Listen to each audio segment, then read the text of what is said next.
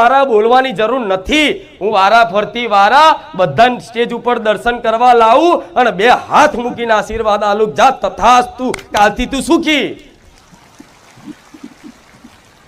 પણ તથાસ્તુ કહેવા માટે તે એવી તપસ્યા કરવી પડે, એવી ઉપાસના કરવી પડે, ત્યારે કોઈ માતાજી ભગવાન તથાસ્તુ કે. હા શું ખોટું? પહેલાના સતયુગ વખતે કોઈ પણ ઋષિ મુનિ, કોઈ દાનવ, કોઈ તપ કરતા, ઉપાસના કરતા માતાજી ભગવાનની, તો એવું તપ કરતા એક ધ્યાનથી હજારો વર્ષ સુધી ઠંડી ગરમી વરસાદ બધું વેઠી અને ઉઘાડા થઈ અને વેઠે અને એવું તપ કરે. એ તપ કરતા એ તપ જોઈ અને બ્રહ્માજીને તે વરદાન આપવા આવવું પડતું હતું. ખબર છે ને? તો આજના જમાનામાં તમે એવું તપ કરી શકવાના છો? ના, નહીં કરી શકો. મારા જેવી માતા જાણે છે, પણ છતાંય આ સમયગાળામાં છે ને તમે તપ ના કરી શકો.